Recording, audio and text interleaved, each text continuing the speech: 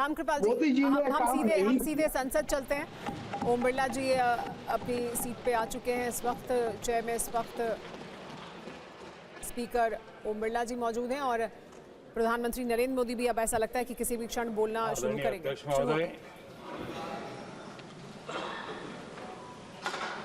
हम सब के लिए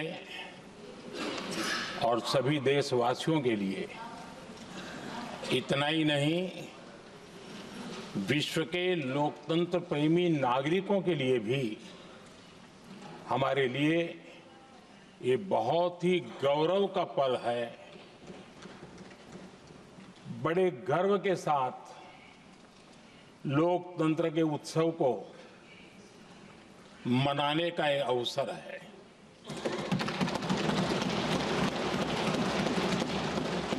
संविधान के 75 वर्ष की यात्रा, यादगार यात्रा और विश्व के सबसे महान और विशाल लोकतंत्र की यात्रा, इसके मूल में हमारे संविधान निर्माताओं की दीर्घदृष्टि, हमारे संविधान निर्माताओं का योगदान और जिसको लेकर के आज हम आगे बढ़ रहे हैं, ये 75 वर्ष पूर्ण होने पर एक उत्सव मनाने का पल है।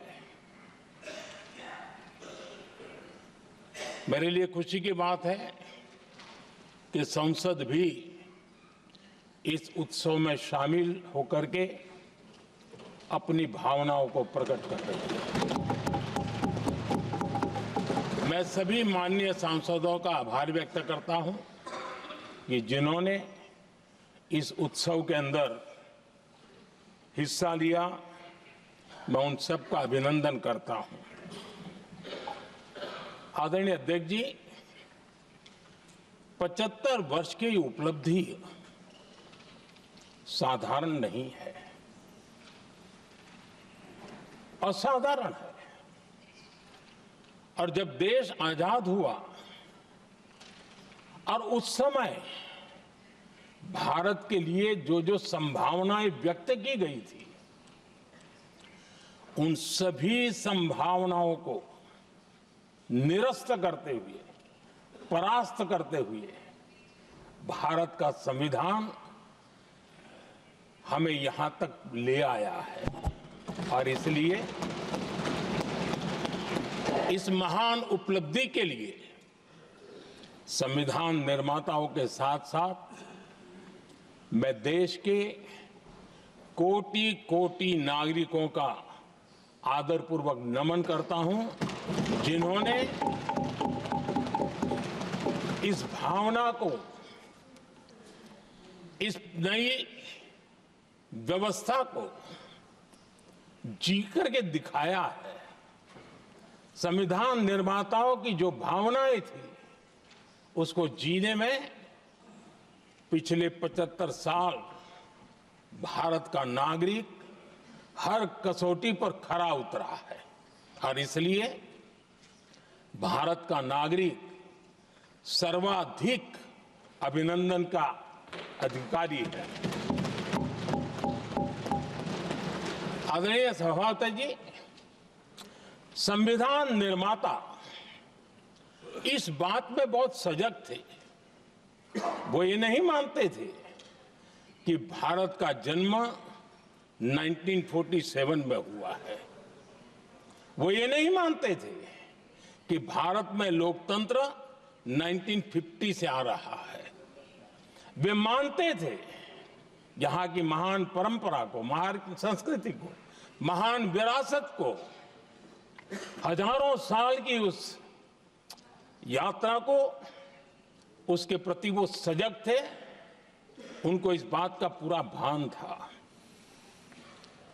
आदरणीय सभापति जी,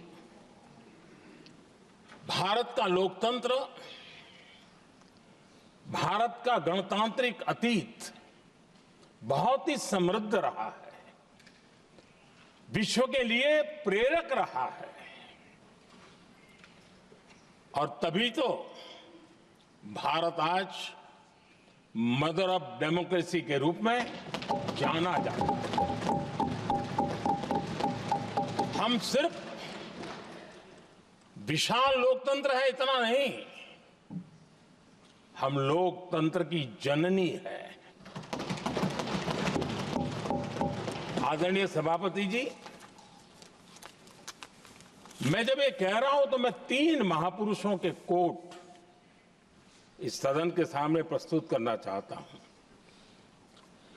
राजर्षि पुरुषोत्तम दास टंडन जी, मैं संविधान सभा के अंदर हुई चर्चा का उल्लेख कर रहा हूं। उन्होंने कहा था, सदियों के बाद हमारे देश में एक बार फिर ऐसी बैठक बुलाई गई है, यह हमारे मन में अपने गौरवशाली अतीत की याद दिलाती है, जब हम स्वतंत्र हुआ करते थे, जब सभाएं आयोजित की जाती थी जिसमें विद्वान लोग देश के महत्वपूर्ण मामलों पर चर्चा करने के लिए मिला करते थे। दूसरा कोट मैं पढ़ रहा हूं डॉक्टर राधाकृष्णन जी का। वे भी इस संविधान सभा के सदस्य थे। उन्होंने कहा था, इस महान राष्ट्र के लिए गणतांत्रिक व्यवस्था नई नहीं है, हमारे यहां ये इतिहास के शुरुआत से ही है।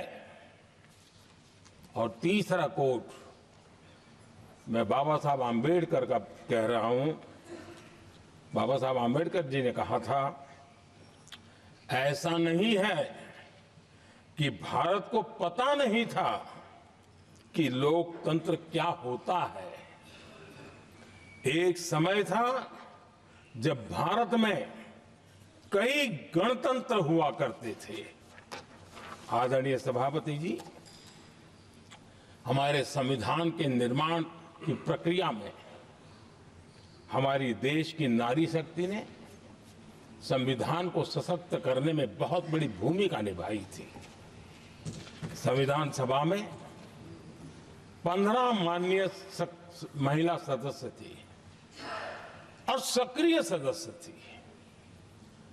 मौलिक चिंतन के आधार पर उन्होंने संविधान सभा की डिबेट को समृद्ध किया था। और वे सभी बहनें अलग अलग बैकग्राउंड थी, अलग अलग क्षेत्र की थी, और संविधान में उन्होंने जो जो सुझाव दिए, उन सुझावों का संविधान के निर्माण पर बहुत बड़ा प्रभाव रहा था।